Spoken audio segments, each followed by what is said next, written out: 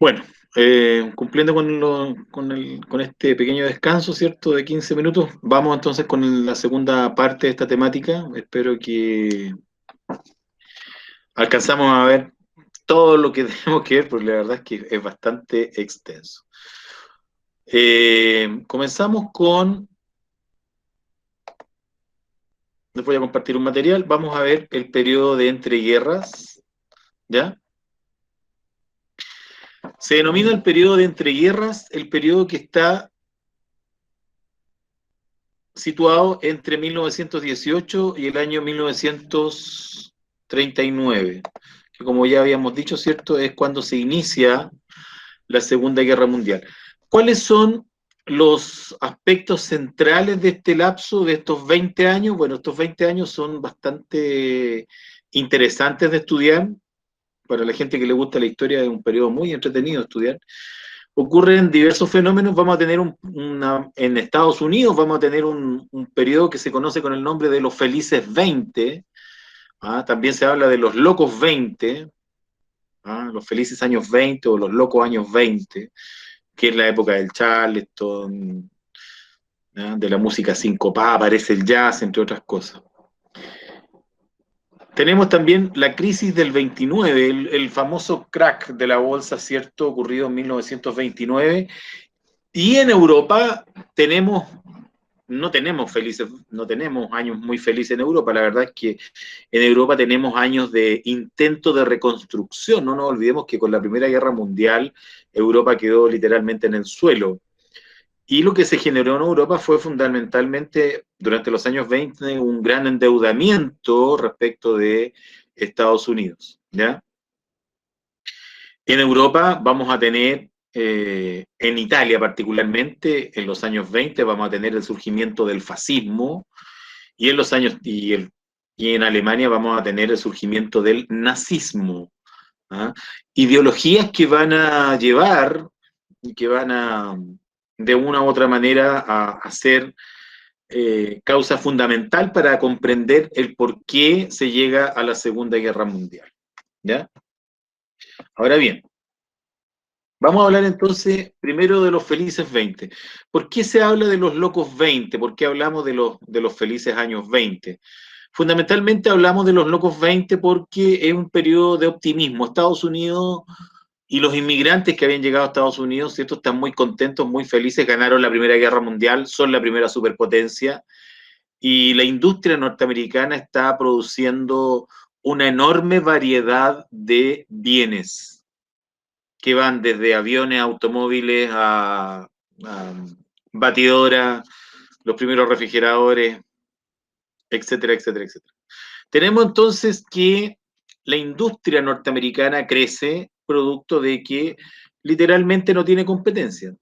Estados Unidos ya venía de un muy fuerte proceso de industrialización desde finales del siglo XIX, desde 1890, y con el triunfo, con este triunfo enorme que obtienen en la Primera Guerra Mundial, evidentemente que estos procesos productivos se van a ver ultra favorecidos. La guerra no se peleó en Estados Unidos no vio destruido su aparataje productivo como sí ocurrió en Europa. Entonces, todo esto genera una sensación de euforia, una sensación de bienestar, una sensación de alegría. De ahí el nombre de Locos 20. Ahora los Locos 20 se refrendan, ¿cierto?, en la música, los vestidos de las mujeres se acortan, ahora se utilizan hasta la rodilla, los vestidos de las mujeres, aparece el charleston, ¿cierto?, el boogie boogie, que son músicas bailables. ¿Ah? Entonces, tenemos esta idea de esta alegría norteamericana, por una parte. Por otra parte, Europa, ¿cómo está subsistiendo Europa? Europa está subsistiendo con lo poco que le queda de su industria y está viviendo fundamentalmente de préstamos. ¿A quién le pide préstamos? A Estados Unidos. Entonces, Estados Unidos le presta plata a Europa y Europa utiliza esa plata en comprar productos norteamericanos. O sea, se genera una economía circular bastante curiosa, ¿ah? En que la economía norteamericana crece y crece y crece y crece y crece, producto de que Europa se endeuda y más se endeuda, lo que evidentemente va, está destinado a generar un colapso de la economía.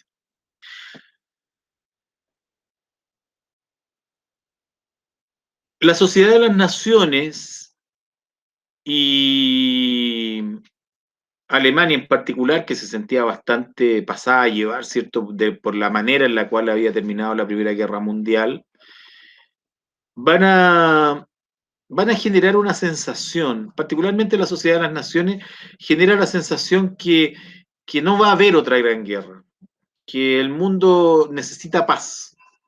Y en este contexto, y dado el alto costo que significaba, ¿cierto?, mantener ejércitos, Inglaterra en particular va a iniciar una política de autolimitación militar. Es decir, los ingleses van a desarmarse literalmente de mutuo propio. Nadie le va a pedir a Inglaterra que achique su aviación, ni que achique su marina, ni que reduzca el número de soldados. Los ingleses, de mutuo propio, inician una política pacifista. Esto también es interesante porque la destrucción que había en Europa era tal, ¿cierto?, que los países optan por eliminar gastos de guerra o gastos militares en función de que están eh, preocupados de la reconstrucción y de una u otra manera la sensación general es que no va a haber una nueva gran guerra. Sin embargo, hay una palabra común que se puede utilizar con varios países. Y la palabra común es descontento. Hay descontento. No hay satisfacción, hay descontento. Hay países que terminaron muy heridos la Primera Guerra Mundial, heridos en su condición, en su fuero íntimo, ¿ah? Se sienten humillados en el fondo. Los alemanes, por todas las condiciones que les impusieron. Los italianos, producto de que no les reconocieron que ellos también habían formado parte de los aliados. ¿Ya? Los japoneses, que sienten que no se les ha permitido crecer lo que ellos merecen. Japón espera, Japón imperial, no nos olvidemos que en este periodo Japón todavía está siendo gobernado por su emperador, el emperador Hirohito. Japón espera controlar todo el sudeste asiático, ¿ah? Todo lo que va entre Japón, que es una isla, eh, el sur de China, pasando por Corea y hasta llegar incluso a Australia. Eso es lo que los japoneses esperaban y que obviamente no obtuvieron, a pesar de que apoyaron a los aliados. Entonces Japón también tiene este resquemor, esta situación de molestia frente al que ve como su potencial enemigo. ¿A qué nación Japón ve como su potencial enemigo? ¿Qué otro país tenía intereses de crecer en el sudeste asiático en términos de influencia? Era Estados Unidos. Por lo tanto, Japón ve en Estados Unidos a su contraparte en esta idea de controlar el sudeste asiático. No sé si hay alguna duda respecto a lo que estoy explicando. No sé si me gustaría saber si hay alguien que tenga, que quiera plantear algo respecto a lo que estoy diciendo. ¿Tengan alguna duda? Los escucho. ¿No?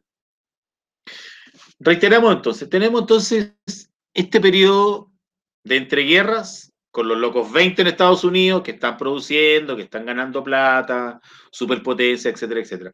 Una Europa que se reconstruye a duras penas, que se endeuda con Estados Unidos, que le tiene que comprar a Estados Unidos todas sus cosas, y países que sienten verdaderamente, que se sienten pasados a llevar. Japón e Italia, que se sienten literalmente traicionados, ¿cierto?, por los resultados de la Primera Guerra Mundial, y Alemania, que se siente humillada por la manera en la cual, ¿cierto?, terminó el conflicto. ¿Ya?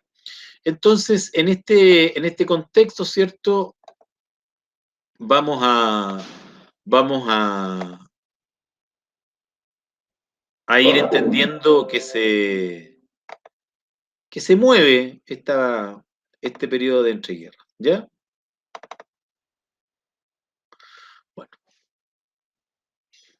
en 1929 se produjo lo que se conoce como la crisis del 29, el crash de la bolsa. ¿Ya?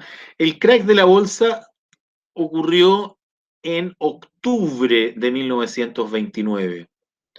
No hay una fecha exacta, normalmente se dan algunas fechas, pero la verdad es que hay un martes negro, hay un miércoles negro, hay un jueves negro, hay un viernes negro. ¿Ah? Es una semana completa. ¿Por qué se produjo el crack de la bolsa? Se produjo porque Estados Unidos y las empresas norteamericanas le vendían grandes cantidades de producto a Europa. Pero habíamos explicado que Europa lo que hacía fundamentalmente era endeudarse con Estados Unidos para adquirir estos bienes. Es decir, los norteamericanos, perdón, es decir, Europa pide plata prestada para comprar. Para finales de 1928 empezó a ocurrir que los pagos de Europa empezaron a distanciarse. A los europeos cada vez les empezó más seguir pagando. A pesar de esto, los productores norteamericanos seguían fabricando sus cosas sin ningún tipo de miramiento, pensando que el crecimiento económico iba a ser algo eterno, permanente. ¿Ya? Sin embargo, no fue así. Europa entró en lo que se conoce hoy día como default. Default es cuando una nación deja de pagar sus deudas. Europa entera, Inglaterra, Francia, Alemania, empiezan a demorar los pagos a las empresas norteamericanas. Y las empresas norteamericanas se empiezan a quedar con mucho stock de productos. Hay exceso de producción de todo. Y esto provoca que los que tenían acciones en la bolsa de Nueva York quieran vender las acciones de las empresas porque obviamente se están depreciando. No es necesario producir tanto. Y para bajar la producción, ustedes saben, las empresas recurren al despido. Entonces se ve mal la cosa. El hecho es que en octubre de 1929, la mayor parte de los norteamericanos que tenían acciones pidieron vender sus acciones. Como todos quisieron vender al mismo tiempo, se produjo que el precio de las acciones cayó. Y esto provocó una enorme crisis económica en Estados Unidos. Las empresas quebraron. Se provocó una cesantía que superó el 30%. Y Estados Unidos vio cómo terminaban muy rápidamente esos locos años 20. ¿Ah? Los locos 20 culminan con esta enorme crisis económica de Estados Unidos. ¿Hay alguna duda hasta ahí? Bueno, tradicionalmente si hay una fecha que se destaca dentro de lo que dentro de lo que se conoce como la crisis del 29, es el día 24 de octubre, ¿ah? El jueves negro, que es como el más característico, pero si ustedes, como les decían antes, si ustedes entran a estudiar este proceso, se van a dar cuenta de que hay un martes negro, un miércoles negro, un jueves negro, un viernes negro, ¿ya? Eh, Esto no ocurre en un día, ocurre durante un lapso bastante largo, ¿ah? Más casi 13 millones de acciones que se trataron de vender, nadie las quiso comprar, o sea, literalmente perdieron todo su valor, lo que significó que las empresas que las habían generado eh, quebraran, literalmente. Ahora bien, ¿cuáles fueron las consecuencias de la crisis del 29? La primera y mayor consecuencia de la crisis del 29 es que Estados Unidos dejó de importar cosas. O sea, Estados Unidos ya no le compró nada a nadie, lo que obviamente afectó de manera notable a la economía de prácticamente todo el mundo, particularmente a la economía europea y también a la economía sudamericana. Ojo con esto, es muy dramática la crisis del 29 aquí en Sudamérica.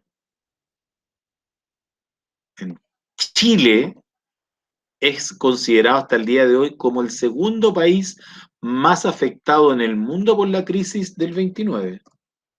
¿Ya? ¿Por qué?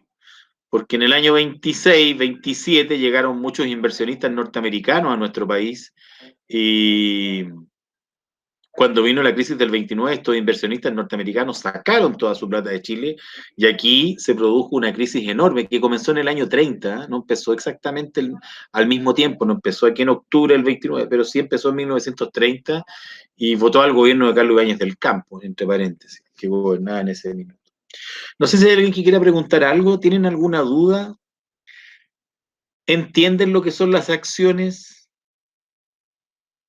¿Todos entienden cómo funciona lo del mercado de las acciones o no?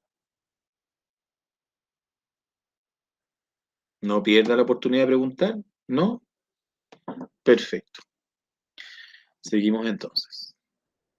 Entonces, los norteamericanos, ¿qué hacen? Sacan la plata de todas partes, entre ellas fundamentalmente de Europa, en este caso, y que nos afecta directamente, ¿cierto?, a Chile. ¿Ya? Quebraron los bancos, cerraron empresas, la producción europea terminó de quebrar con esto. Por lo tanto, si Europa estaba mal en los años 20, ya ahora en los años 30 la cesantía en Europa va a llegar a ser absolutamente extraordinaria. ¿Ya? Entonces, este periodo de entreguerra es un periodo de pobreza, digamos, generalizada después del año 30. Hasta antes del año 30 tenemos la excepción de Estados Unidos, ¿cierto?, que vive este periodo de los locos 20. Bueno, había que salir de la crisis, obviamente, había que salir de la crisis. Los gobiernos de la época estaban representados por los personajes que estamos viendo en pantalla, ¿ya? El señor Franklin Delano Roosevelt, ¿ya? Que está ahí, que lo estoy mostrando en este minuto. Presidente de Estados Unidos. Franklin Delano Roosevelt asumió la presidencia de Estados Unidos en el año 1932 y es el presidente que genera lo que se conoce como el nuevo trato, el New Deal, ¿ya? Es el único presidente norteamericano que ha sido reelecto 4 veces. En la época los presidentes en Estados Unidos se podían reelegir todas las veces que quisieran. El único que se reeligió 4 veces fue Roosevelt. Murió siendo presidente en 1945. ¿Ya? Roosevelt es el presidente que logra sacar a Estados Unidos de la crisis. ¿Cómo sacó Roosevelt a Estados Unidos de la crisis? Fundamentalmente con una lógica que se conoce como la política de shock. Ponga atención a esto. La política de shock consiste en un paquete de medidas, en un conjunto de medidas que fueron propuestas por un economista inglés que se llama Keynes, John Maynard Keynes, y que de hecho da origen a una lógica económica que se conoce como el keynesianismo político. Se escribe Keynes con Y y con K, Keynes. ¿Cuál es esta receta de Keynes que Roosevelt aplica en Estados Unidos? El Estado le debe prestar plata a los bancos, debe intervenir el Estado prestándole plata a los bancos y obligar a su vez a que los bancos le presten plata a las empresas y obligar a las empresas a que empiecen a contratar personas. A su vez, se congelan los precios. Ningún precio de ningún producto sube, el Estado fija los precios. Es decir, la política de shock consiste en una intervención directa del Estado en el mercado. Yo sé que se parece mucho a lo que escuchamos delante del socialismo, ¿cierto? ¿Cuál es la diferencia? Que la intervención del Estado no se hace creando empresas del Estado, sino que se hace apoyando a empresas privadas. ¿Ya? Esa es la gran diferencia. Ahora bien, la economía norteamericana se empezó a recuperar recién después del año 1932. Después de 1932 inicia este proceso de recuperación de la economía en Estados Unidos, con estas políticas del presidente Roosevelt, ¿ya? Que entre otras cosas apoyó definitivamente a la industria del automóvil y a la industria de la construcción. Se construyeron muchos edificios muy grandes en Estados Unidos. ¿Por qué motivo? Porque la construcción absorbe mucha mano de obra y genera un montón de negocios alrededor de lo que se está construyendo. No solamente se produce cemento para la construcción, se fabrican un sinfín de objetos. Entonces, la construcción genera mucho empleo directo, pero también genera mucho empleo indirecto. Y esto explica la salida de la crisis. ¿Ya? Ahora bien, el capitalismo como sistema económico cambia, porque de aquí en adelante el Estado va a intervenir en el capitalismo, va a intervenir en la economía, no va a dejar que la economía funcione sola como hasta antes de la crisis del 29.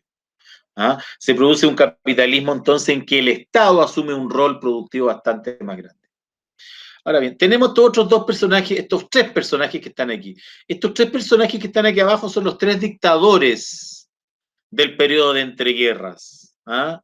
Lo podemos decir, no es buena idea juzgar en historia, la verdad es que no juzgo a nadie, pero si pudiéramos hablar de genocidas del siglo XX, personas que provocaron una enorme cantidad de muertos, evidentemente que estos tres chiquillos se destacan ampliamente. Tenemos a Stalin, que era el jefe de gobierno de la Unión Soviética, gobernó la Unión Soviética entre 1924 y 1952.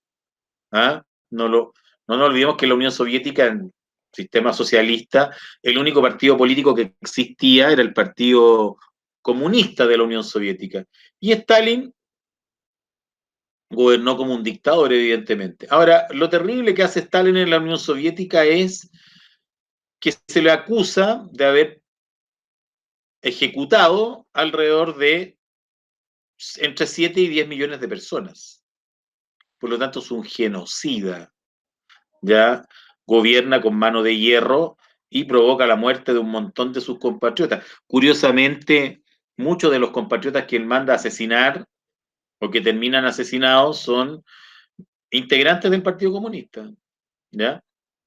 Y acá tenemos, él era de izquierda, era comunista, ¿cierto? Y acá tenemos a estos otros dos dictadores que son dictadores de derecha, pero que igualmente son genocidas, particularmente Hitler, ¿ya? Que provocó lo que se conoce en la historia como el Holocausto, esta idea de querer exterminar al pueblo judío.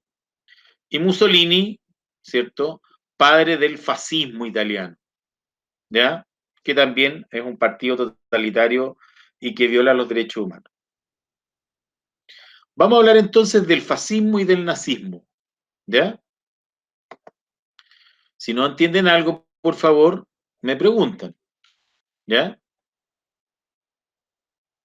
Para que vayamos teniendo claridad respecto a lo que estamos viendo. No sé si hay alguien que quiera hacer alguna pregunta hasta este minuto respecto a lo que hemos visto. ¿No? ¿Alguien quiere hacer alguna pregunta? ¿No? Perfecto. Bueno, nos queda todavía mucha temática que abarcar. La verdad es que el temario es muy, muy largo. Les estoy hablando como lo justo y preciso. Dígame. De los tres dictadores del periodo de entreguerra es Stalin, Stalin, Hitler y el otro no recuerdo el nombre. Mussolini. Mussolini. ¿Ya? Ahora, Mussolini es en Italia. Vamos a hablar del fascismo y del nazismo. ¿Ya?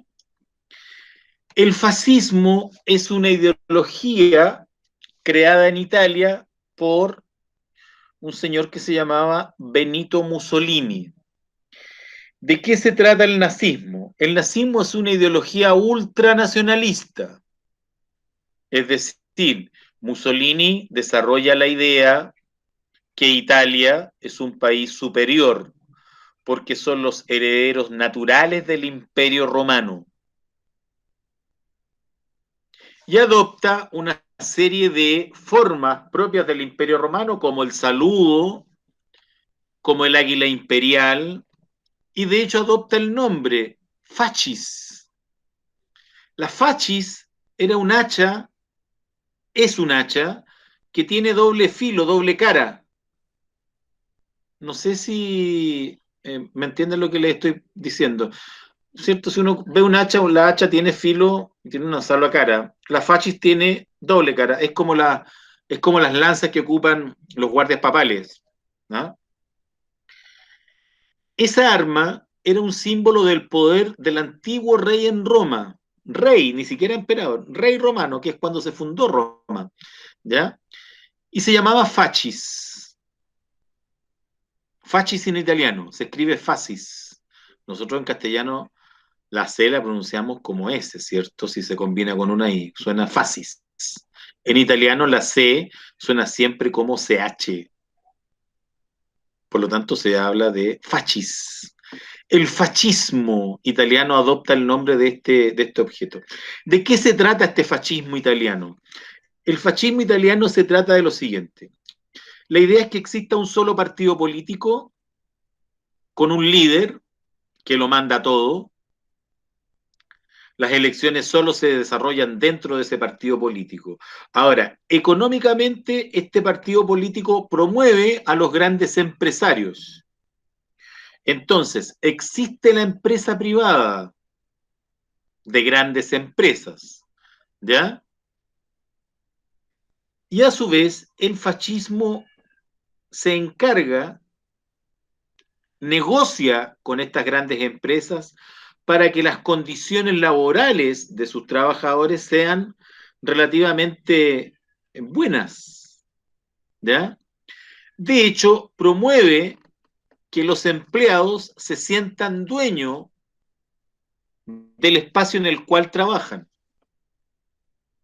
¿Me entendieron? Les voy a poner un ejemplo. Es como que, es como que usted se compró un auto, el ejemplo es real, ¿eh? Es como que usted se compró un auto y pone ese auto en una empresa de radiotaxi, ¿ya? Entonces usted maneja su auto en esta empresa de radiotaxi. Sin embargo, la empresa de radiotaxi a usted le impone un horario y le impone ciertos contratos. De hecho, usted tiene que ir a buscar y a dejar personas que la empresa lo manda en determinados horarios y usted recibe a fin de mes un pago por esas carreras que hizo y que la empresa les consiguió. Pregunta, en la práctica, ¿el auto es suyo o es de la empresa?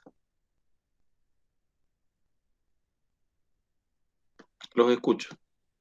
De la empresa. En la práctica. En la práctica concreta, el auto es de la empresa, ¿cierto? Uno cree que es dueño del auto.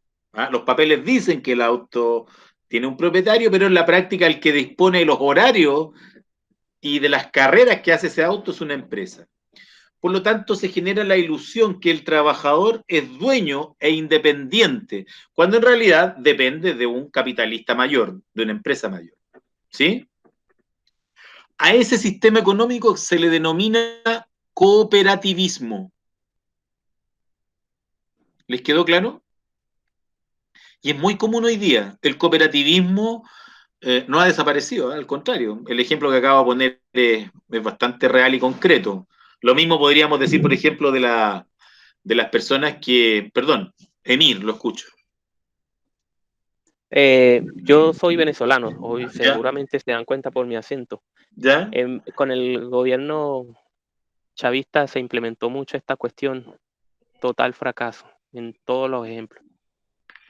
Mira, acá en Chile yo te puedo decir que también se ha implementado en muchos ámbitos. Yo puedo hablar de lo que conozco en los colegios.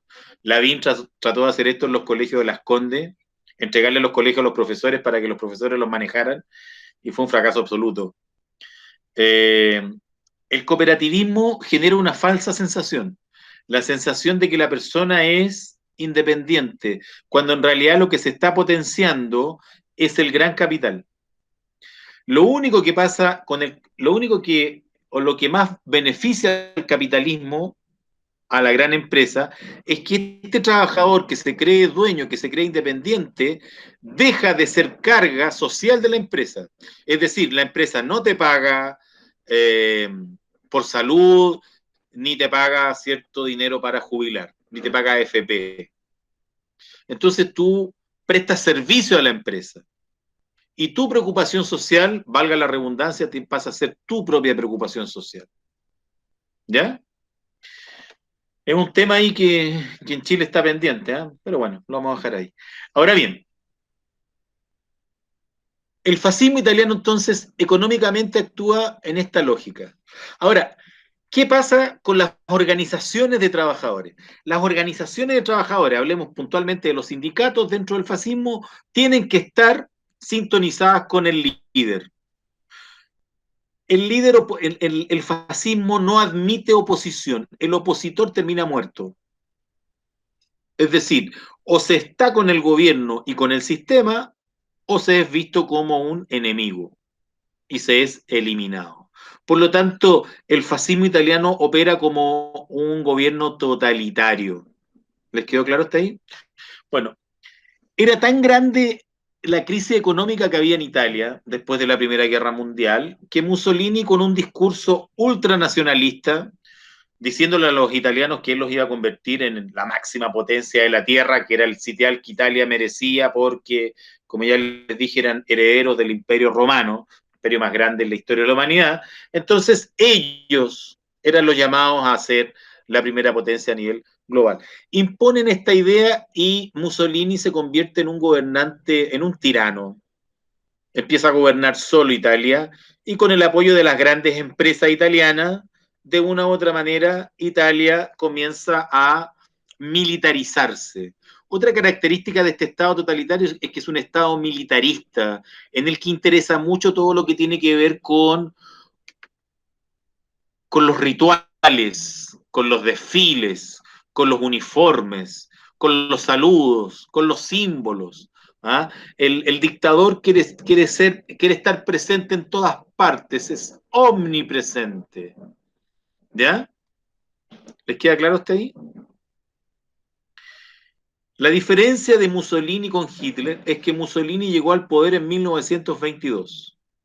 Por lo tanto, desde el año 22 hasta el año 43, Mussolini gobierna Italia.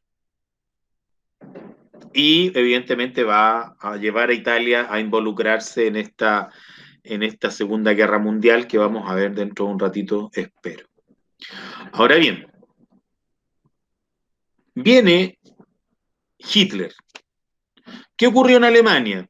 Termina Alemania humillada a la guerra, ¿cierto? Le impusieron condiciones muy drásticas de pagar mucho dinero, perdió territorio, no podían tener ejército, etcétera, etcétera, etcétera.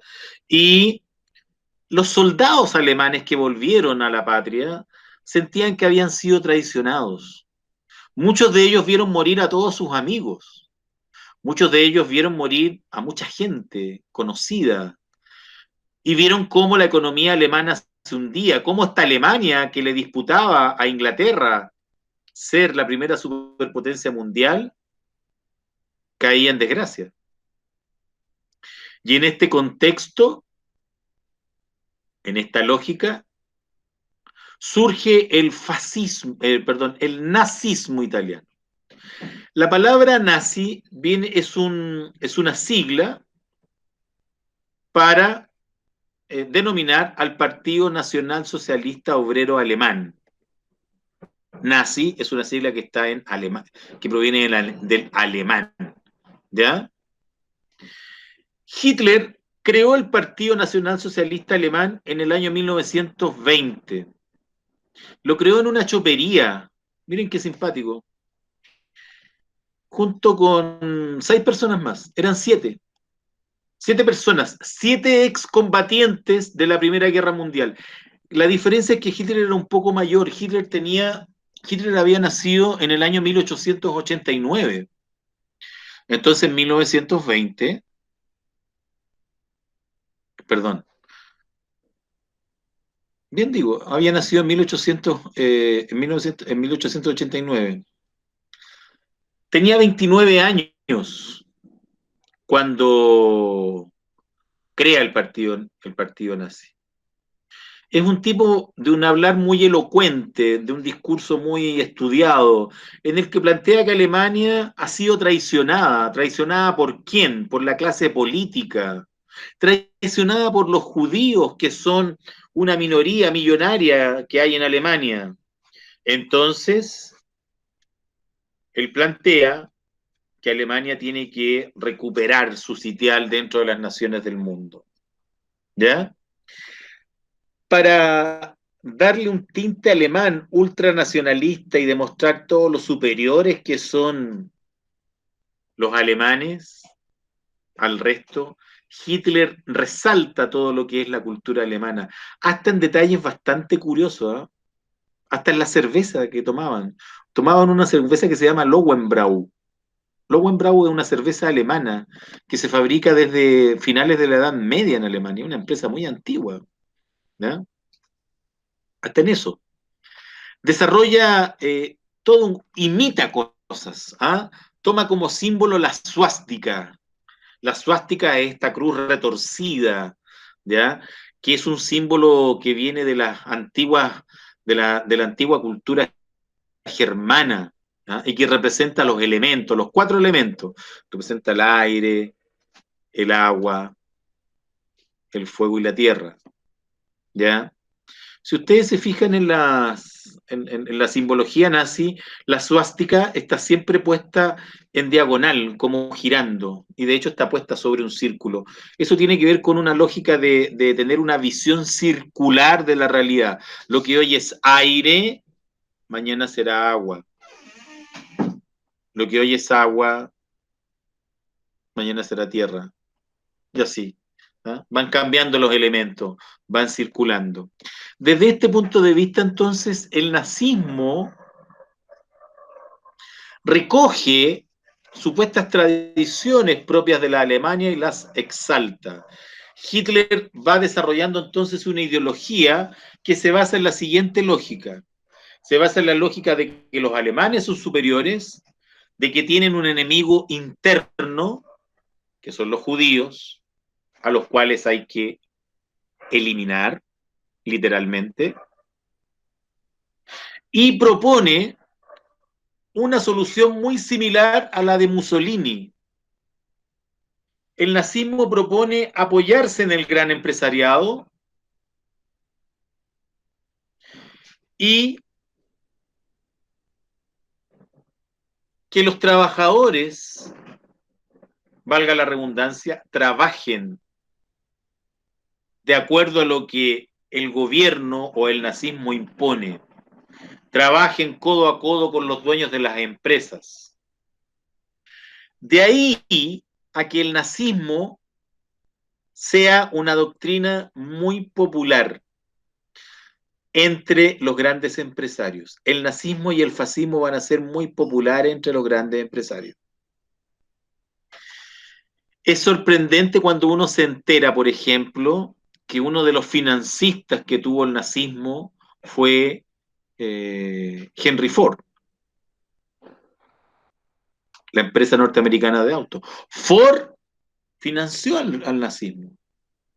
Renault, una empresa francesa, financiaba al Partido Nacional Socialista Alemán. ¿Por qué? Porque el Partido Nacional Socialista Alemán planteaba que eran estas grandes empresas las que debían existir y funcionar. Los trabajadores estaban para trabajar. Y el que no lo entendiera de esa manera, terminaba como terminan los opositores en todas las dictaduras, muerto o torturado, o las dos cosas. Entonces, desde este punto de vista, el fascismo y el nazismo van a contar con el apoyo de grandes empresas. Ese es un detalle que hoy día la historia olvida. Hoy día el mundo se olvida que la famosa diseñadora francesa Coco Chanel era militante del partido nazi, siendo francesa, a pesar que los alemanes van a invadir Francia, como vamos a ver cuando lleguemos a la Segunda Guerra Mundial. Es decir, se va produciendo de una u otra manera, ¿cierto? El nazismo tiene, no sé si virtud, tiene la característica de que genera una gran efervescencia social. Hitler se preocupa mucho del discurso, del traje, del saludo, de los símbolos, del orden que tienen que imponer. Hitler logra que los alemanes lo visualicen como su Führer. ¿Ah? El Führer. Führer, una palabra que no tiene traducción al castellano, porque en esencia la palabra Führer significa jefe y papá al mismo tiempo. Es decir, es un jefe que ordena, pero también es un jefe que ordena para el bien y con cariño. Es las dos cosas al mismo tiempo. Es bastante, como no existe la palabra en castellano, cuesta bastante traducirla. Normalmente Führer lo traducen como líder, pero es bastante más que un líder. ¿Ya? Es un líder muy cercano a las personas. Es un líder al que las personas lo quieren mucho. ¿Ya? Le creen y lo quieren porque lo sienten como propio, lo sienten como parte de su familia. De ahí esta explicación que les doy de entre líder y papá, entre jefe y papá, digamos, sería una buena traducción.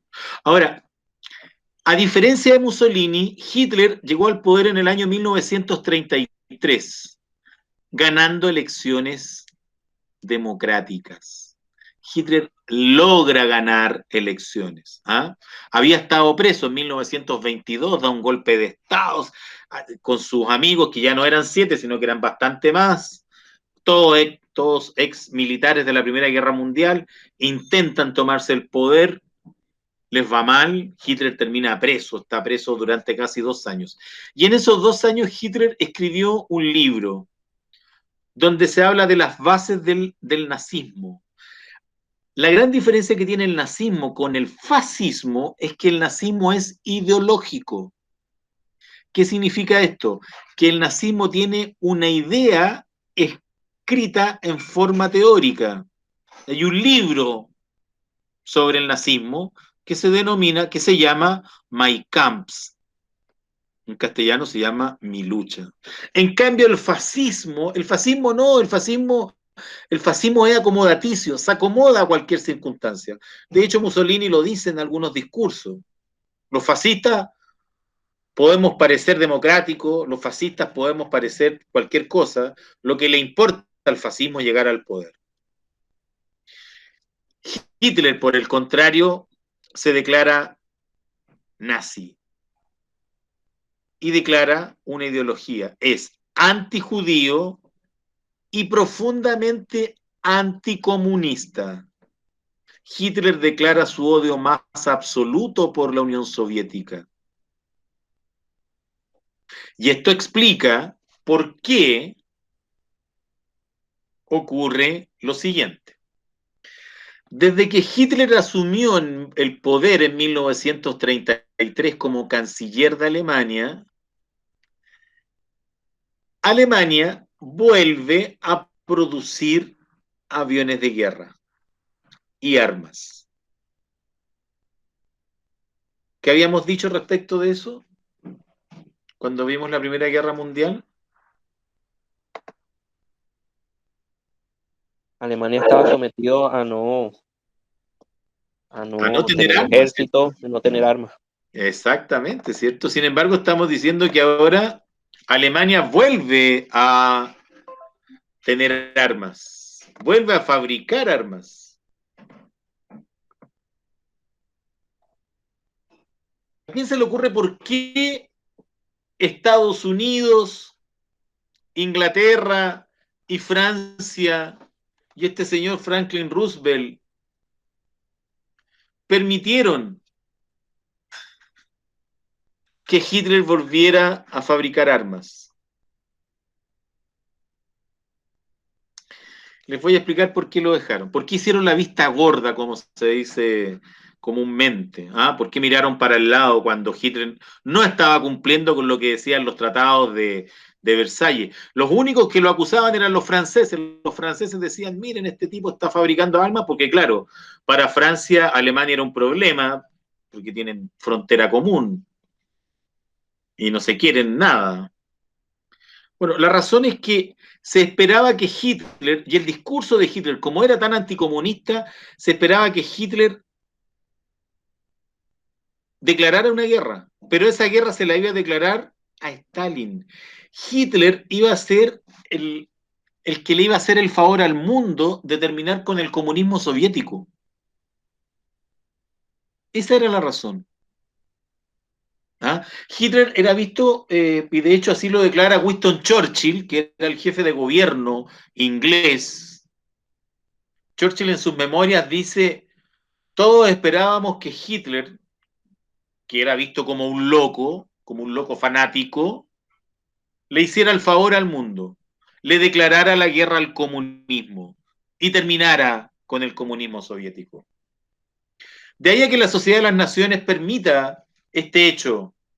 Estados Unidos mira para el lado, Inglaterra mira para el lado, la Sociedad de las Naciones no hace nada. ¿Ah? En principio Mussolini compite con Hitler, pero en 1936 ocurre algo bien gracioso. ¿Ah? Están a punto de ir a una guerra, Alemania e Italia. ¿Por qué van a ir a la guerra? Porque los dos sienten que son mejores que el otro. Además, Francia apoyaba a Mussolini, asusaba a Mussolini para que entrara en guerra con Alemania. A raíz de estos desencuentros y de estos problemas, se reúne Hitler con Mussolini. Y cuando se reúnen se dieron cuenta de un detalle, eran iguales, compartían los mismos valores. Los dos eran anticomunistas, los dos eran totalitarios, los dos querían de una u otra manera, ¿cierto?, imponerse al resto de las naciones. Mussolini rápidamente se da cuenta que Hitler y que Alemania, que la Alemania de Hitler, tiene un gran desarrollo tecnológico e industrial. Por lo tanto, Mussolini se da cuenta cuál es su lugar. Su lugar es estar al lado de Hitler, pero no competir por el primer lugar. ¿Ah? Dicho en términos bien concretos, para Mussolini, Hitler se convirtió en un árbol que daba buena sombra. Estados Unidos seguía pensando en su reconstrucción. Roosevelt estaba preocupado de lo que ocurría dentro de Estados Unidos, y Europa lidiaba entre la pobreza y estos tiranos que gobernaban, entre este Stalin que tenía cerrada la Unión Soviética y que mandaba a matar gente en cantidades industriales, ¿cierto? Y Hitler y Mussolini que estaban haciendo lo propio en sus países. La diferencia de Hitler con Mussolini es que eran anticomunistas y que contaban con el apoyo de las grandes empresas. Mussolini en Italia era apoyado por la industria de la ropa, de la moda, ¿ah? Por la Fiat, por ejemplo. ¿Ya? Incluso por la Iglesia Católica. Mussolini fue el que creó en 1929, y esto se lo pueden preguntar, así que es un dato muy importante. En 1929 Mussolini fue el que creó el Estado Vaticano. Ese es un dato fundamental, tiene que saber eso. El que le cede a la Iglesia Católica un terreno dentro de Roma para que creen un país independiente gobernado por el Papa se llama Benito Mussolini. Mussolini, por el Tratado de Letrán en 1929, creó el Estado Vaticano. ¿Ya? Ahora bien,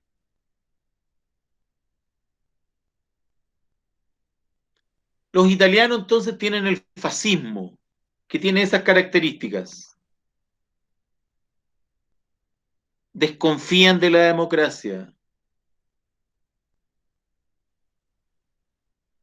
desconfían de las izquierdas, de la izquierda comunista. Y se fijan mucho en todo lo que les decía, en todo lo que son las normas, ¿cierto? Las fiestas, las marchas, etcétera, con los camisas negras. ¿Ya?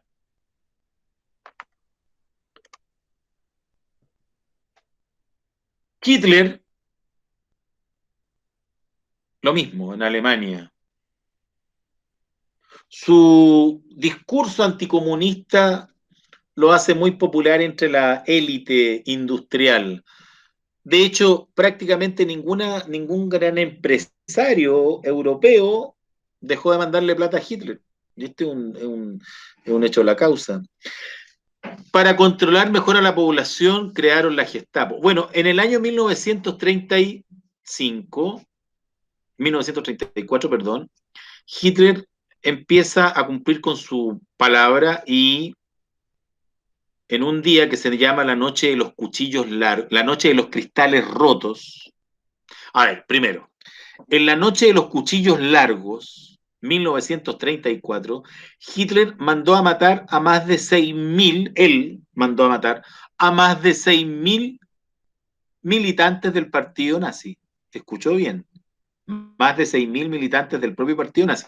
¿Por qué? Porque se suponía que dentro del partido nazi Hitler tenía una competencia, ¿ah?, en un personaje, en un líder que se llamaba Erich Röhm. Bueno, Hitler mata a Röhm, manda a matar a Röhm y a todos los seguidores de él. No quiere que nadie le haga sombra dentro de su partido. Y posteriormente prohíbe que los judíos anden sin identificarse por la calle. Obliga a todos los judíos a que en la entrada de sus tiendas tienen que pintar una estrella de David y tienen que usar un brazalete con la estrella de David. Es decir, los judíos deben estar absolutamente identificados. Se produjo entonces una manifestación que se conoce en la historia como la noche de los cuchillos, perdón, la noche de los cristales rotos. ¿Ya? La noche de los cristales rotos ocurrió entre el 9 y el 10 de noviembre de 1938.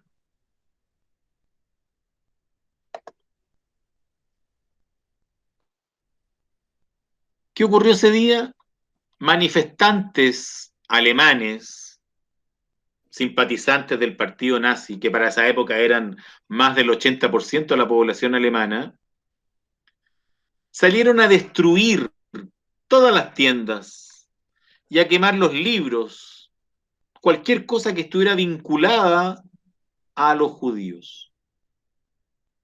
Es decir, Hitler logró imponer su lógica dentro de la población alemana.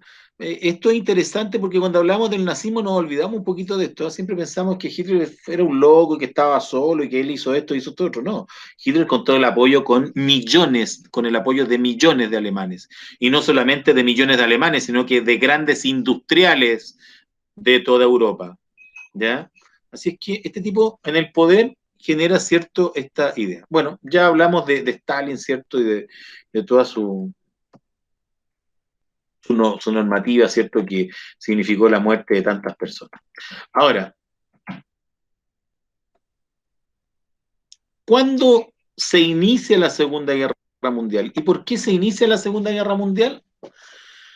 La Segunda Guerra Mundial se inició producto de que Alemania, ya en el año 1936, Alemania anexó Austria, invadió Austria. ¿Por qué lo invadió? Porque Hitler era austriaco, no había nacido en Austria, se había ido a Alemania a los 16 años, ¿ya?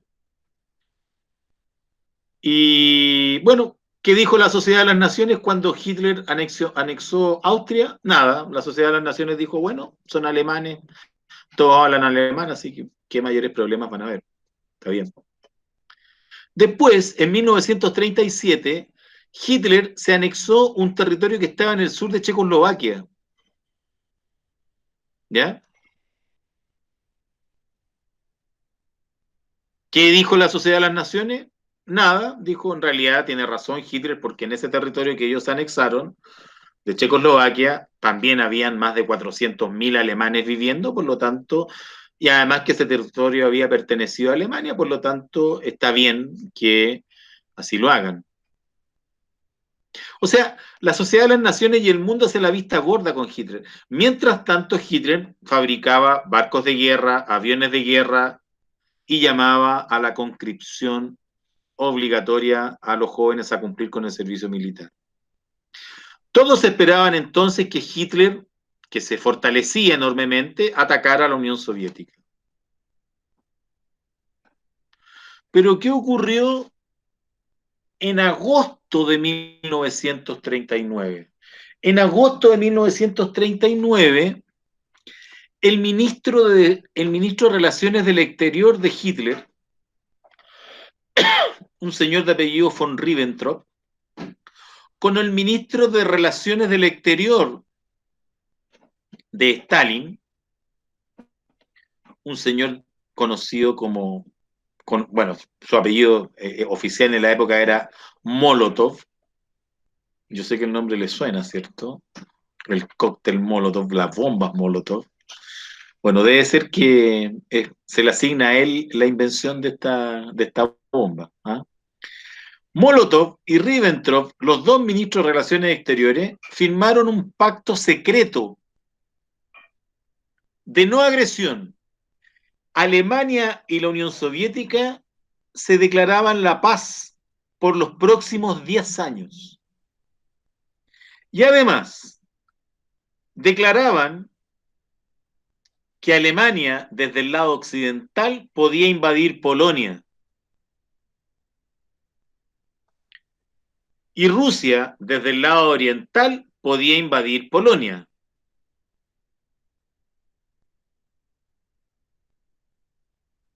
Dejando como fronteras entre ambos un río.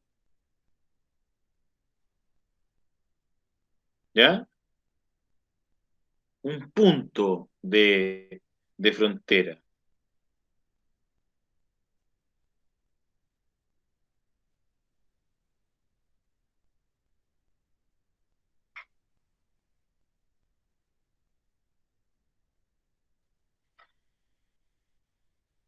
Desde este punto de vista, entonces,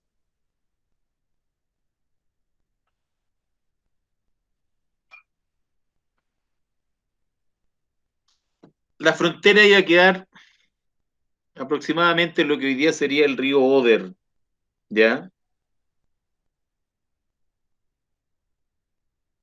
Alemania, Hitler supo que podía invadir Polonia y reclamar lo que él consideraba era territorio alemán, sin que Stalin se pusiera nervioso y le declarara la guerra. Firmaron este pacto secreto. Esto fue en agosto. El día 1 de septiembre de 1939, Hitler invadió Polonia. Y lo invadió utilizando, esto lo preguntan siempre, así que por favor, anótenlo. Lo invadió utilizando una táctica militar conocida como el ataque relámpago. Se denomina a este ataque relámpago Blitzkrieg. ¿Ya? El Blitzkrieg. Yo no hablo alemán, así que se los voy a tratar de escribir en el chat. ¿Ya? Ahí está. El Blitzkrieg, que significa ataque relámpago. Era un ataque en el que primero había un bombardeo aéreo enorme, un bombardeo aéreo gigantesco, y después del bombardeo aéreo entraban los tanques, que era la infantería pesada, con la infantería de a pie. O sea, cuando entraban los soldados de a pie, los que entraban caminando, ya estaba todo en el suelo. Con esta táctica, Hitler invadió Polonia en muy poco tiempo. Los pobres polacos no tenían cómo defenderse. Y esto ocurrió el día 1 de septiembre, cuando Alemania invadió Polonia. Como siempre, Hitler apareció por las radios y por la prensa de la época haciendo declaraciones de paz y diciendo que este era un acto de justicia, que Alemania estaba recuperando lo que le correspondía, pero Inglaterra y Francia se dieron cuenta que este tipo en realidad estaba mintiendo. que su supuesto sentimiento anticomunista parece que era más discurso que realidad, y que tenía este pacto secreto con la Unión Soviética de no agresión. El día 3 de septiembre, Inglaterra y Francia le declararon la guerra a Alemania, iniciándose la Segunda Guerra Mundial. ¿Hay alguna duda hasta aquí de lo que he dicho? ¿No? Perfecto. La Segunda Guerra Mundial entonces se inició en Europa, entre Alemania, Francia e Inglaterra. ¿Qué hizo Hitler? Rápidamente invadió el centro de Europa yendo hacia el norte, invadió a todos los países del norte. El hecho concreto, chiquillos, es que para los primeros meses de 1940, Hitler ya está entrando en Francia. Invade Bélgica, Holanda, Noruega, Luxemburgo, Dinamarca. Literalmente convierte el Blitzkrieg, arrasa con todos los países. Ningún país es capaz de contener el avance, ¿cierto? El poderoso avance del ejército alemán con este ataque relámpago, ¿ya? Entonces, la guerra en Europa parece decidida. Da la impresión que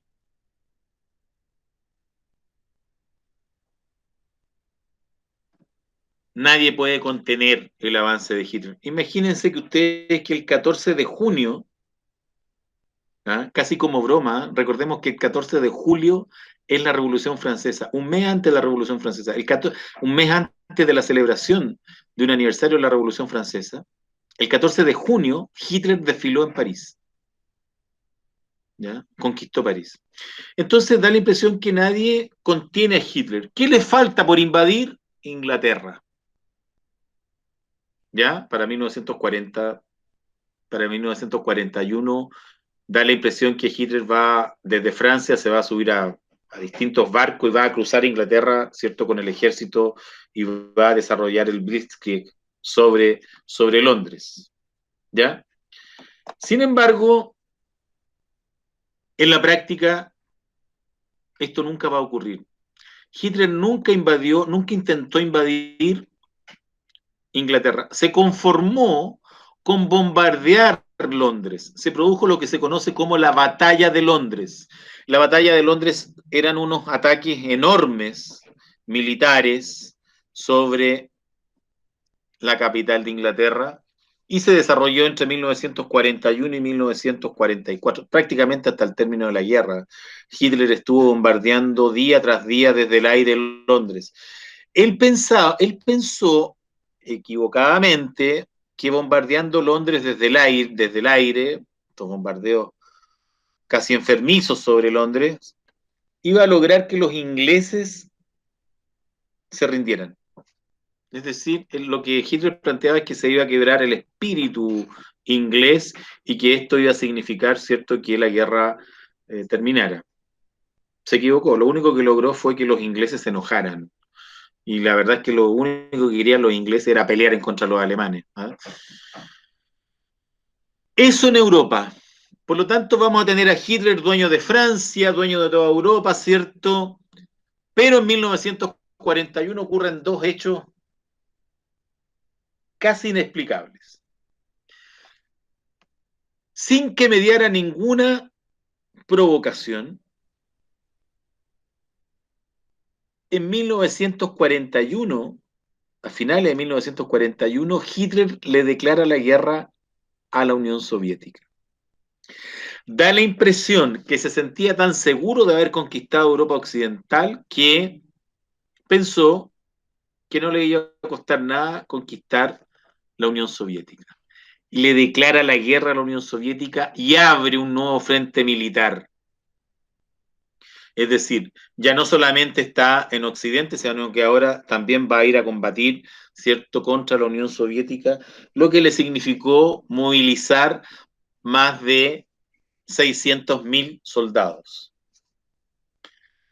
Y al mismo tiempo, en 1941, ocurre otro hecho bien particular. Estados Unidos, ustedes saben, no se había metido en la guerra, Estados Unidos miraba la guerra, ¿ya? Sin embargo,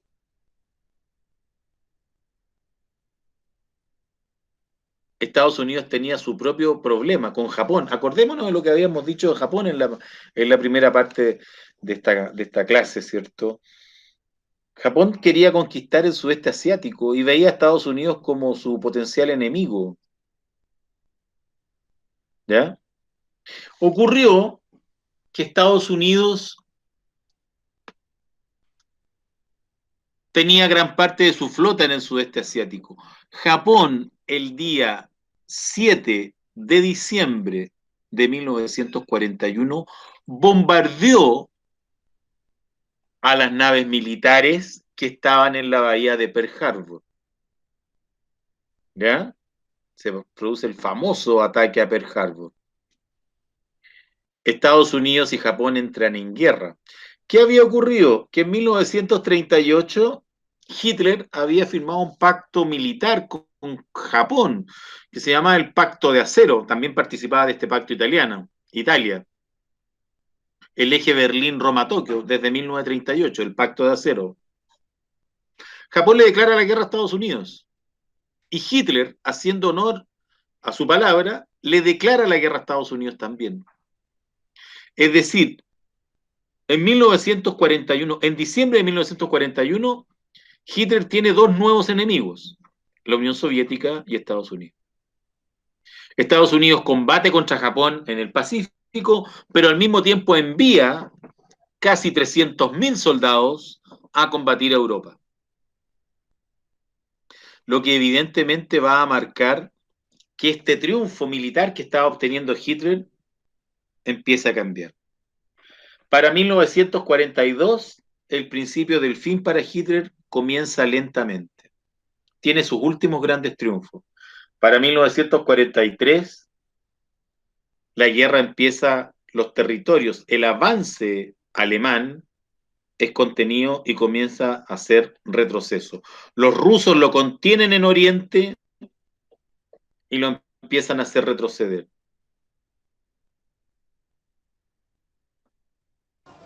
Para 1945, en abril de 1945. Acerca, don Pimiento, bonito el tomate, lo puede elegir.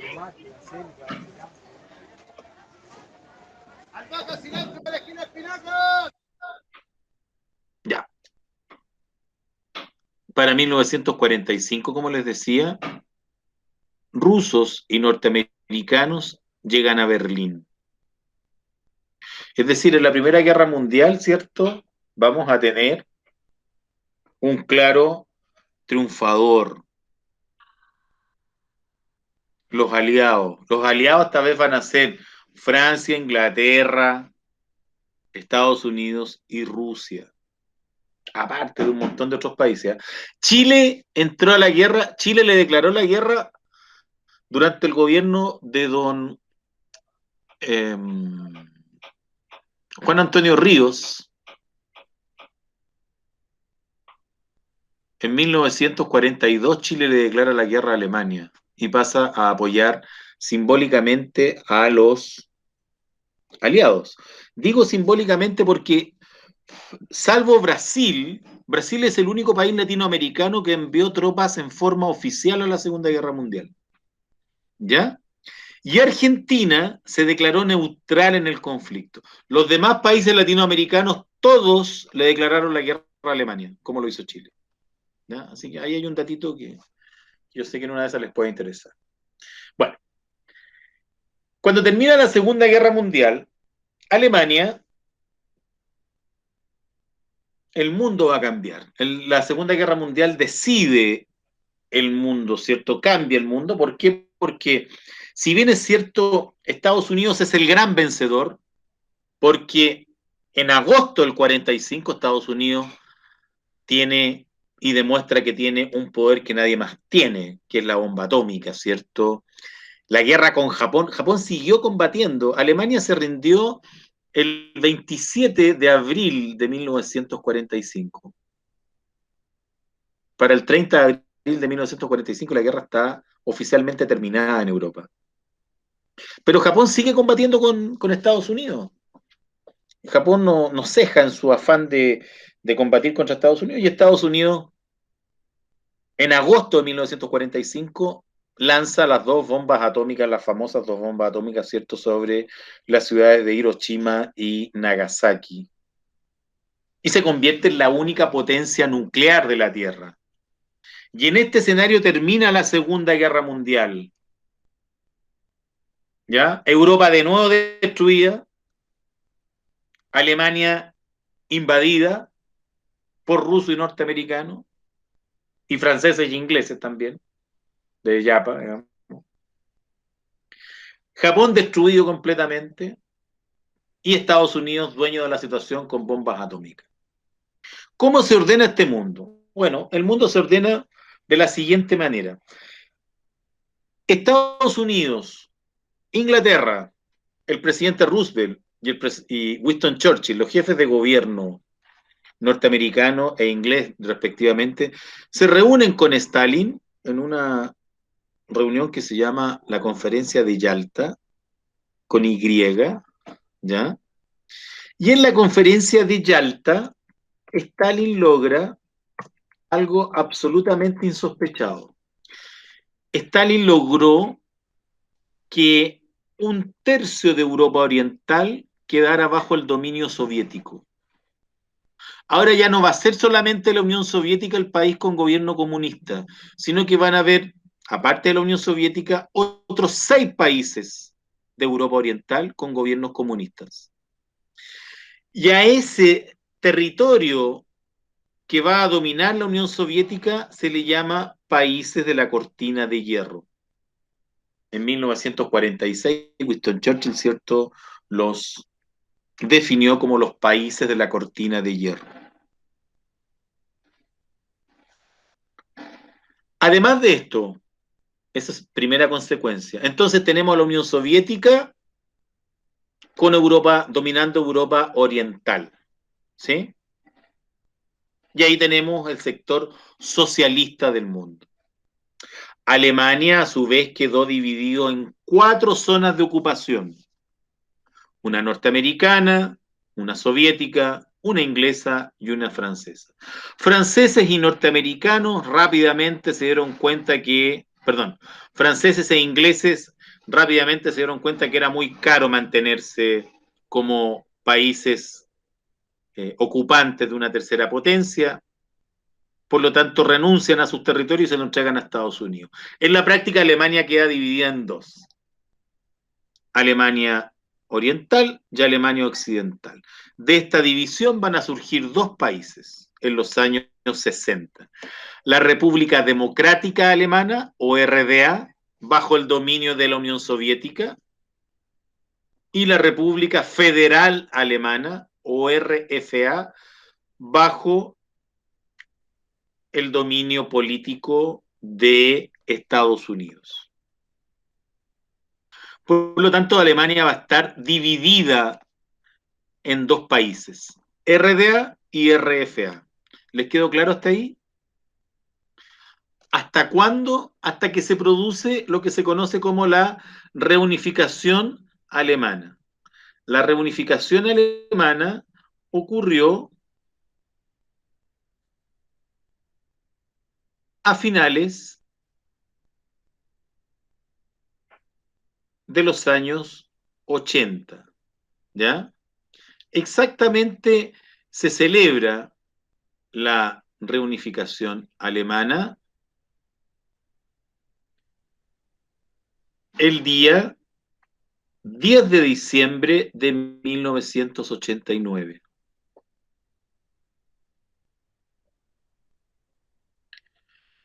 Se establece hoy día entonces que el 10 de diciembre de 1989 Alemania se reunificó. ¿Ya? y terminó esta división de Alemania provocada desde la Segunda Guerra Mundial. O sea, Alemania estuvo dividida durante casi, si ustedes se ponen a pensar, durante casi 45 años. ¿Ya? Ahora bien, tenemos que otra consecuencia de la Segunda Guerra Mundial va a ser que, obviamente, una enorme cantidad de muertos. Si en la Primera Guerra Mundial habían muerto, se estima que murieron entre 10 y 16 millones de personas, en la Segunda Guerra Mundial la estimación es bastante más grande. ¿Ah? Estamos hablando de 60 millones de personas. 60 millones de muertos. Y ojo que hay estimaciones que elevan la cifra hasta casi los 90. Ahora, el costo en vida humana es extraordinario, ¿ya?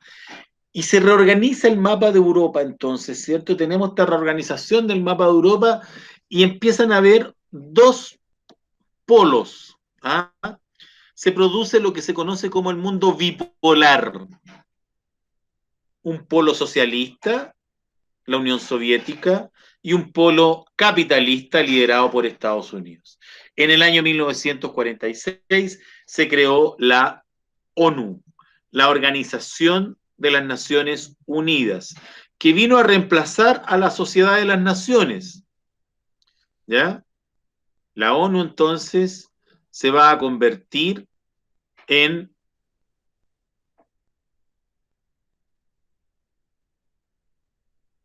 el organismo que va a guiar a todas las naciones de la Tierra. ¿Cuál es el objetivo de la ONU? Que no vuelvan a haber mayores guerras, convertirse en un foro de conversación, en una instancia en que los países civilizadamente moderen sus diferencias y que se llegue a un acuerdo, ¿cierto? Oficialmente la ONU se crea el 24 de octubre de 1945. La gran diferencia, como les decía, es que esta vez Estados Unidos sí participa de este organismo. Además, este organismo va a crear dentro de sus integrantes, todos los países que integran la ONU, ¿cierto? Va a haber un comité de seguridad en el cual hay países que participan en forma permanente, que son obviamente las principales potencias, ¿ya? Cualquiera de estos países, cualquiera de estas potencias que pertenecen a la seguridad de las Naciones Unidas que se oponga a algo, basta con la sola oposición de un país para que esa resolución de la ONU no se convierta en resolución. Es decir, tienen derecho a veto. ¿Cuáles son esos países? Imagínense. Estados Unidos, la Unión Soviética, China, Francia, Inglaterra. Esos 5 países. Y se agrega un sexto. Ese sexto es por sorteo. Y la verdad es que no tiene mucho peso. Bueno, hay otros países que pertenecen a este foro, pero no tienen derecho a veto. Solo los países que nombré, ¿cierto?, van a tener este derecho a veto. No sé si hay alguna duda hasta aquí. Entonces tenemos, como consecuencia de la Segunda Guerra Mundial, muchos muertos, más de 60 millones de muertos, cambios políticos, una Europa oriental que ahora es dominada por la Unión Soviética, una Alemania dividida, 2 países, ¿cierto? Y la creación de las Naciones Unidas, de esta ONU, de este organismo, ¿cierto?, que pretende imponer o desarrollar esta lógica de que tiene que haber paz. ¿Ya? Bueno, una de las primeras resoluciones de las Naciones Unidas va a ser muy polémica porque en el año 1947 se creó el Estado de Israel, ¿ya? Para dar solución a una situación que se conoce en la historia como el problema judío. ¿Qué ocurrió con los judíos? Ustedes saben que durante el nazismo, una de las obsesiones que tenía Hitler era que había que eliminar a los judíos, de la tierra. Y creó los campos de concentración, desarrolló el famoso Holocausto, particularmente en Europa Oriental, donde murieron, se estima aproximadamente entre 8 y 10 millones de judíos, ¿ya? Y es más, hay algunos autores que llevan la cifra hasta 13 millones de judíos. Entonces el pueblo judío, este pueblo tan maltratado durante la Segunda Guerra Mundial, por decisión de la ONU y por presión de Estados Unidos y de Inglaterra, se va a otorgar un territorio para que los judíos tengan un Estado propio. Ese Estado propio entonces se va a llamar Israel y va a ocupar más o menos lo que la Biblia denominó, lo que la Biblia se llama la tierra prometida. Ahora, para crear el Estado de Israel, que es un Estado muy chiquitito, debe ser como la región metropolitana más o menos, para crear el Estado de Israel le quitaron pedacitos de territorio a poblaciones de origen, musulmán, ¿ya? Poblaciones árabes de la zona.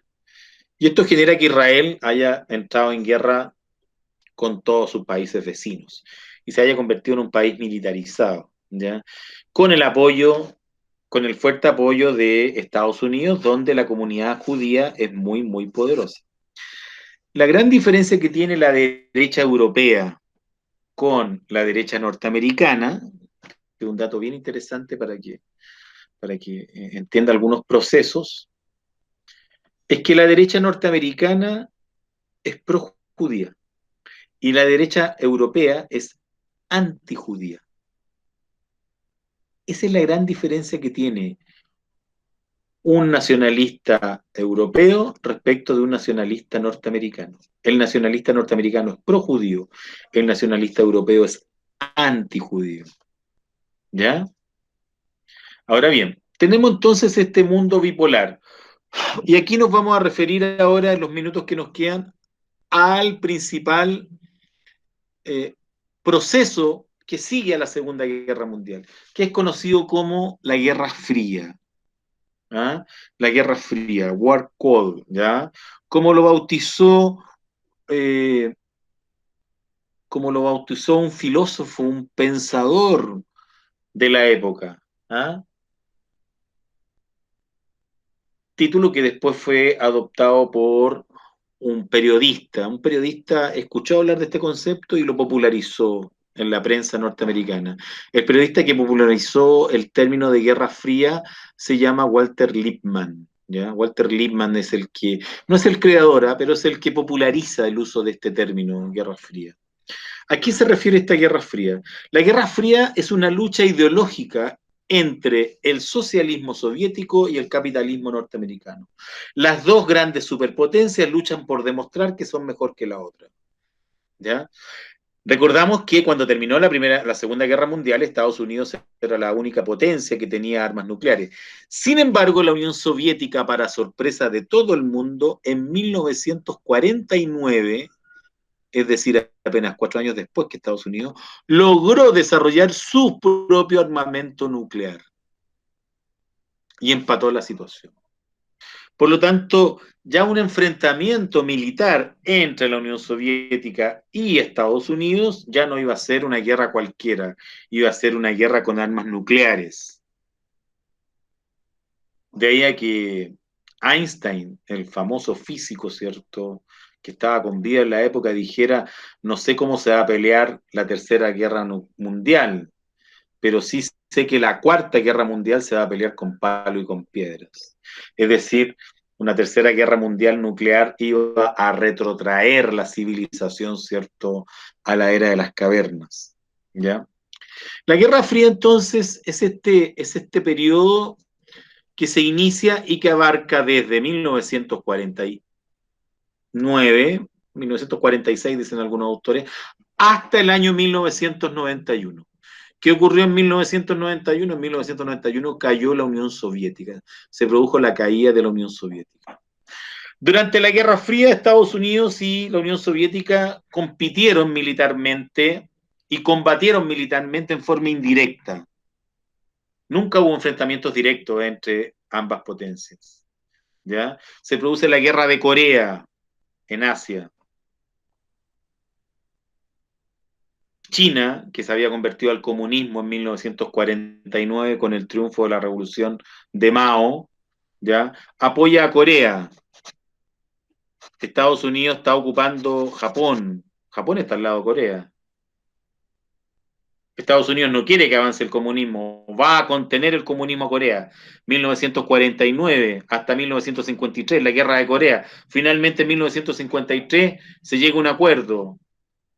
Corea queda dividida en dos: Corea del Sur, capitalista, con apoyo norteamericano, y Corea del Norte, comunista, con apoyo chino y de la Unión Soviética.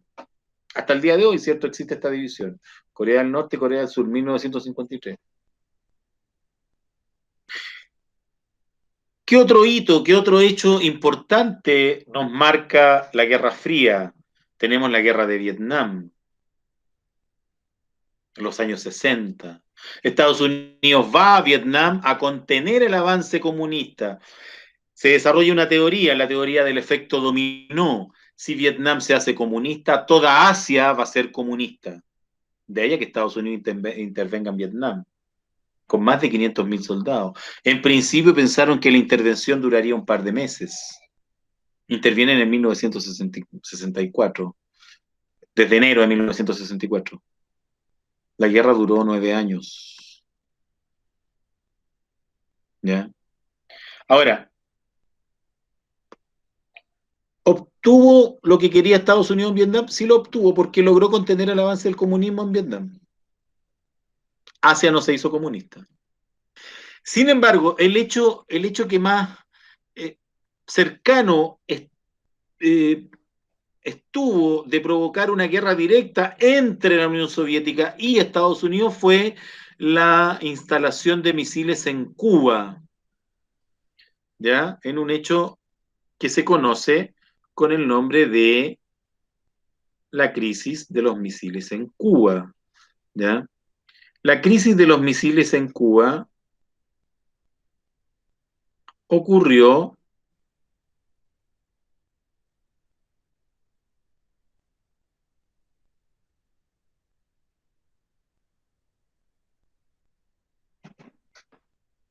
exactamente en octubre de 1962.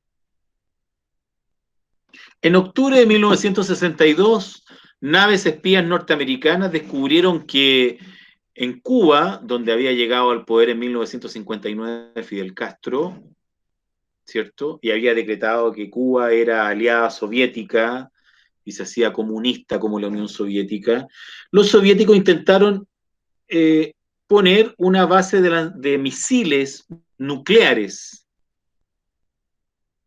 ¿ya? Los cubanos alcanzaron a... Los cubanos y los soviéticos alcanzaron a instalar ahí las plataformas de lanzamiento. Se enteraron los norteamericanos y le pusieron un bloqueo naval, ¿ya? A la flota soviética que iba a Cuba con los misiles. Bueno, se iniciaba la tercera guerra mundial, iban a pelear. A su vez, Estados Unidos había instalado misiles en Turquía, misiles nucleares que apuntaban a la Unión Soviética. Bueno, finalmente todo se resolvió. Los soviéticos no instalaron misiles en Cuba y los norteamericanos tuvieron que retirar los misiles nucleares que tenían en Turquía apuntando a la Unión Soviética. Esa es la única vez en que la Unión Soviética y Estados Unidos estuvieron a punto de ir a una guerra. Es el mayor conflicto de la Guerra Fría en términos militares. Ahora, la Guerra Fría también se expresó en otros ámbitos, no solamente en el ámbito militar. ¿Eh? La Guerra Fría también se expresó en el deporte. Soviéticos y norteamericanos competían para ver quién obtenía mayor cantidad de medallas de oro. También se expresó en la carrera espacial, ¿ah? La carrera espacial que empezó en los años 50. No nos olvidemos, los soviéticos toman gran ventaja a principios de los 60. Ponen al primer ser vivo en el espacio, una perrita que se llamaba Laika, ¿cierto? Lanzan el primer satélite al espacio. Ponen al primer ser humano en el espacio, a Yuri Gagarin, ¿cierto? Primer cosmonauta. No nos olvidemos que los astronautas rusos no se llaman astronautas, se llaman cosmonautas. Astronautas son los norteamericanos, ¿ya? Ponen a la primera mujer en el espacio, Valentina Tereskova. En abril de 1961, los rusos pusieron a Yuri Gagarin en el espacio. Nadie se acuerda del que llegó segundo al espacio. El que llegó segundo al espacio se llama Alan Shepard. Y llegó en mayo, los norteamericanos, un mes después que los rusos pusieron un hombre en el espacio. Pero la carrera espacial era así, había que llegar primero. Ahora, ¿cuándo culmina la carrera espacial? La carrera espacial de una u otra manera culmina con la llegada del hombre a la Luna. En junio de 1969. Son expresiones de esta lucha, de esta competencia por demostrar quién es mejor que el otro. ¿Ya? Bien. La Guerra Fría termina en 1991 con la caída de la Unión Soviética, que es finalmente el término de esta Guerra Fría y el inicio de este mundo actual, de este mundo, cierto, que vivimos hoy, de este mundo, hoy se llama el mundo multipolar. Hay distintos polos. Estados Unidos ya no es la mayor superpotencia de la Tierra en muchos ámbitos. Hay otros polos, está Japón, está China, está la Unión Europea, ¿ya? Y Rusia, que de una u otra manera, cierto, se mantiene ahí con esto. No nos olvidemos el nombre, ¿eh? Para terminar con esto, un dato bien simpático. Cuando vino el coronavirus y los rusos dijeron, tenemos la primera vacuna, Vladimir Putin irónicamente bautizó esa vacuna con el nombre de Sputnik. Sputnik 5 se llama la vacuna rusa contra el coronavirus. ¿Por qué? Porque el Sputnik fue el primer satélite en salir al espacio. ¿Ah? En la carrera espacial golpeó a los norteamericanos este hecho de que los soviéticos tuvieran tecnología para poner satélites en el espacio y poder espiarlo, y ellos no tenían aún esta tecnología. De ahí el nombre de Sputnik, fue una pequeña broma, un pequeño recordatorio de la Guerra Fría que hizo Vladimir Putin, cierto, a Estados Unidos. Bien, les agradezco enormemente que me hayan escuchado, les agradezco enormemente su participación de la clase, espero que les haya quedado todo claro. Si tienen alguna duda, alguna consulta que me quisieran formular en este minuto, ahora es cuando. Nos faltó clase, yo creo que es necesaria una clase más, pero bueno, tenemos el tiempo que tenemos y créanme que me esforcé por cubrir todos los temas que don Egidio me pidió que cubriera. Eh, Así es que les agradezco enormemente. Espero que estén muy bien. Cuídense. Ahí hay una manito levantada, lo escucho. Dígame. Yo, profe Joana, Joana, dígame.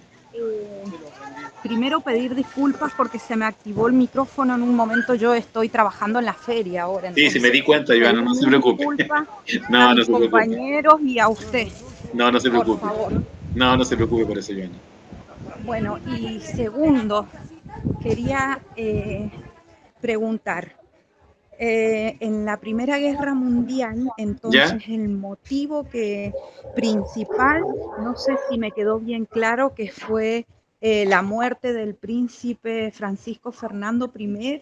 Claro. ¿Eso fue uno de los motivos por la cual se inició o se declara la Primera Guerra Mundial? Es la causa de la declaración, ¿ya? Es la justificación de iniciar la guerra. Pero en realidad hablamos, ¿cierto?, que había nacionalismo, que Alemania tenía rivalidad con Inglaterra, es decir, la justificación Esa fue como la por sí gota sola, que claro, rebalsó el vaso, una cosa claro, la justificación por sí sola de la muerte de una persona obviamente no explica una guerra mundial. ¿Ya? claro. Nadie es tan importante. ¿Ya? Ok, Joana.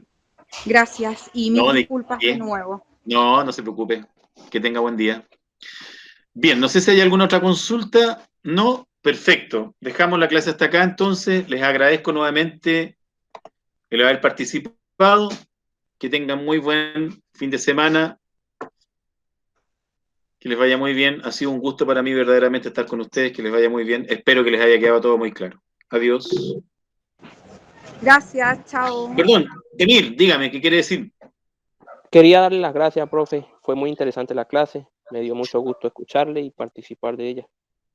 Gracias a usted, Emir, por sus preguntas y su participación. Que tenga buen día.